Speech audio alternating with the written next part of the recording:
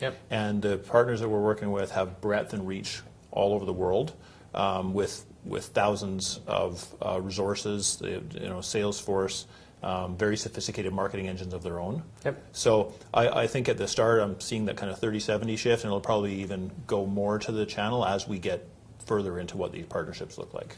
Okay, makes sense.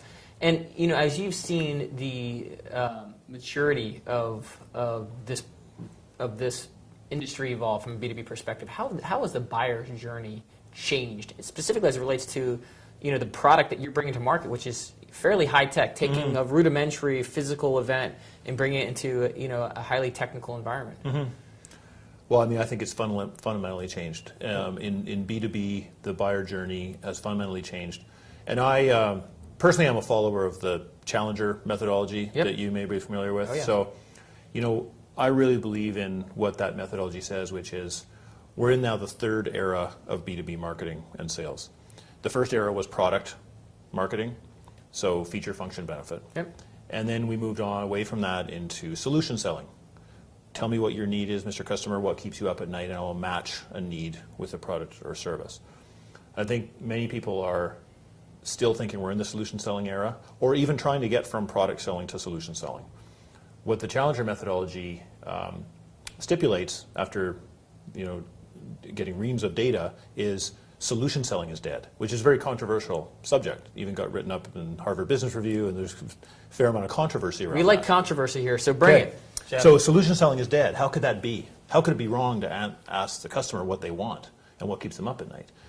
And the research dictates that customers don't have enough time to tell you what keeps them up at night. And they're actually so well informed because of data, because of the internet, because of social media and peer networking, that they're figuring things out for themselves. And by the time they get to a vendor discussion and come to talk to somebody on the sales team, they're already 55 to 75% of the way through the conversation. Sure. And so what that does is it creates a huge challenge for B2B marketers and sellers of how do you just not get caught in a price war? Because the customer has already done their homework and they're past the stage of making evaluations, and they're coming to you saying, this is exactly what I want. Like a consumer going on a car lot. Yep. With a spec sheet, they've done the research, they've seen all the peer reviews, and they've done all their homework, and now it's a price game. So the huge challenge in all of that for B2B marketers is how do you get inside that first 55 to 75%? So how do you find out where the customer learns about what your category is, and how do you influence them in terms of how they learn? So I think, again, through social media and peer networking and reviews, it's fundamentally changed how we need to approach the profession of B2B marketing. So I love that. We have these three stages. And in this third stage, we're actually into this Challenger model. How are you going to apply it specifically as it relates to this new product that you have, and what are you going to do differently?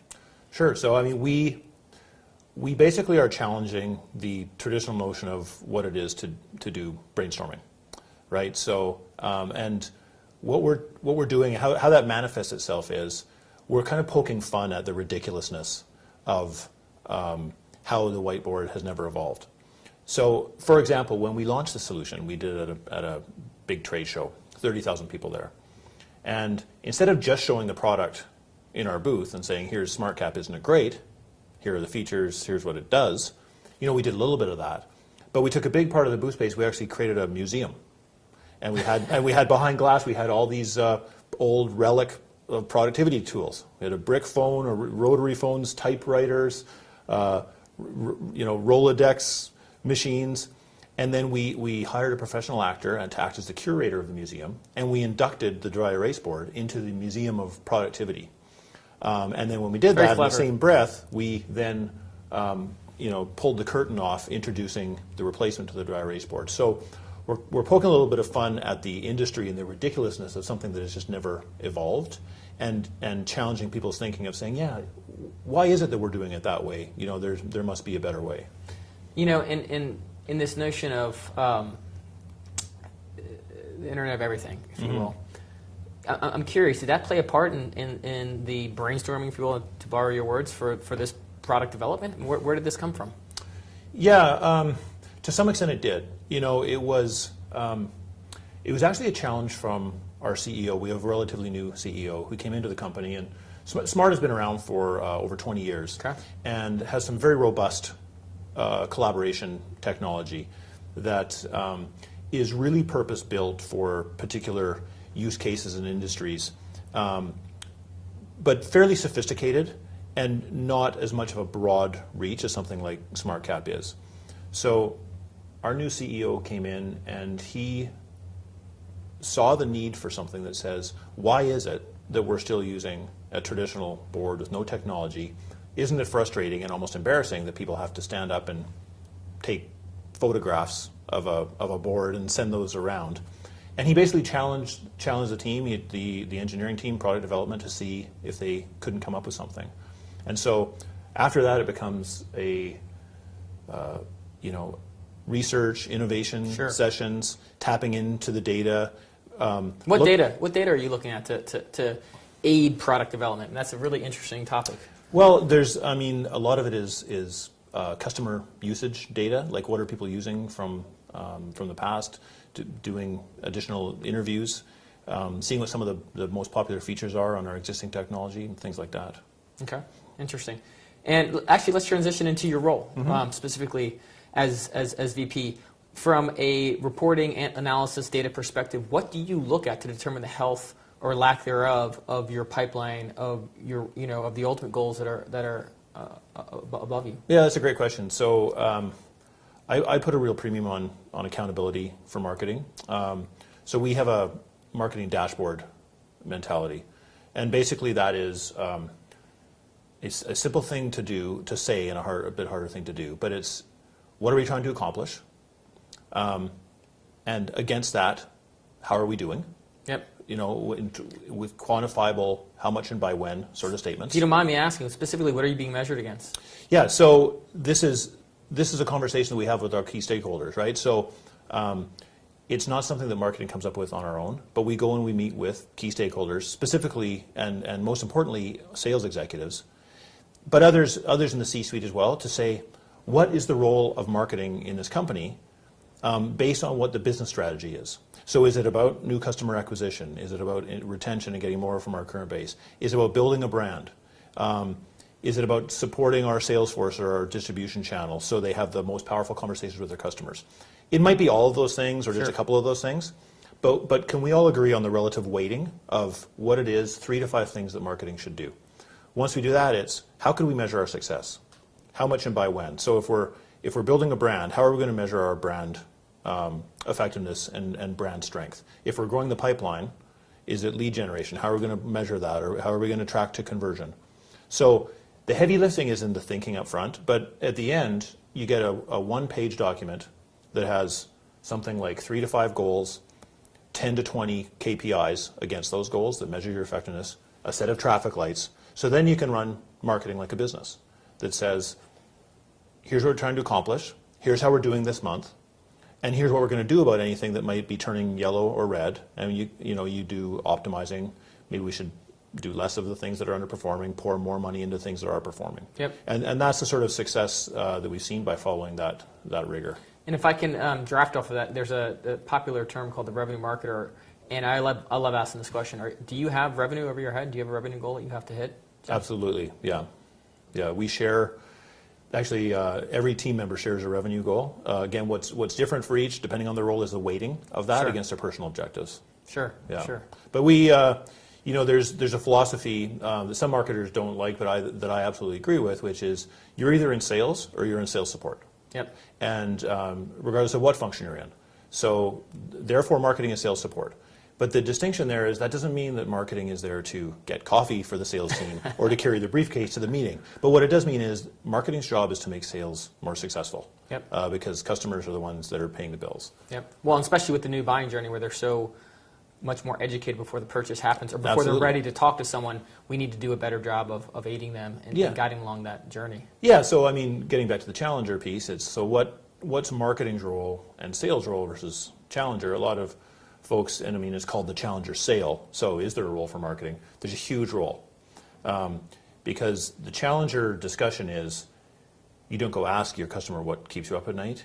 you say, here's what should be keeping you up at see night. it. And you teach the customer something they didn't know about their business Yep. that leads them back to your products and services. But it starts with trust. You got to give them something that will keep them up at night, that breaks through, right? But builds trust to say, wow, that was valuable. Yeah. And you help save my job, or you make me look better because You're of this. personally making me look good. Absolutely. I need to pay attention to this. This is really going to impact me. And you're absolutely building that trust and giving them something that they want to learn more about that's going to lead back to you. So it's marketing's role to build that challenger content. Yep. Right? And it's really about customer insight and what are we going to come up with content that's going to be really relevant to this set of customers, and then equipping sales to go deliver that message. Yep. And I think the hardest thing in that journey, or that effort, if you will, is changing mindsets, right? Because it's one thing if someone's actually actively searching for your product or services to insert yourself and try to win that business. It's another thing if you're literally trying to create demand for a new issue or challenge or problem, right? Right. And that's our new role, if you will. Yeah. Well, I mean, I'll give you an example of 2 ways that you could sell some of the smart technologies, one without Challenger and one with. So without Challenger, it would be, I'm here to talk to you about smart technologies. We have these great products and services that help you collaborate. Here's all the 5 or 6 things you can do. Are you interested? Okay. And that may or may not work out, but that's a traditional approach. A Challenger approach to that is, did you know that companies in your industry their collaboration health is an average of a 35 out of 100, which is not very good. But the more concerning news is your score, your collaboration health in your company is only 25. And here's the 3 things that your industry competitors are doing better than you when it comes to collaboration, and a bit of a roadmap for how you might improve. And if you did, here would be the business impact of collaborating better on how fast you make decisions and how much risk you have in your business. Can I show you a little bit more about that, about your personalized report? So that's what we've done in one instance, is we've created a customized database that we rate customers against, that they then get a report card. How do you rate them? Like, are you in their offices watching them collaborate? How do you know what they're doing well and what they're not doing well? Well, they fill out a survey. Okay, so you're surveying them. Gotcha. So before we come in, so we have a database of now 3,000 points all over the world. Yep. So companies take this assessment before we come and visit with them, and then we do a comparative report. And it's not self-serving, like it's not about smart technologies, it's about how they collaborate. So it's about their people, their culture, their physical spaces, have they gone to open concept? And then yes, there's some technology questions, but it paints the bigger picture and allows us to come in as a consultative role of this is where your collaboration health is as compared to your peers, and we can help you get better. I mean, pain through inefficiency, pain through your competition beating you, and then solution opportunity, if you will. That's right. I love it. That's fantastic. Jeff, if you had to give advice to folks out there over the next 12 to 24 months, something that should be on their strategic roadmap that is currently not, what would you recommend?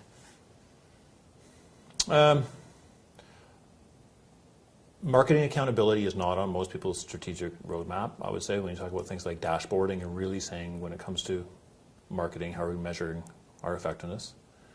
I think most people are now have their religion on social media. I think really understanding social media effectiveness and the impact on the sales cycle is something that is still vague to most of us in B2B marketing. So that's one that I would add to my own list. We're seeing some early, not early, we're seeing some signs there of direct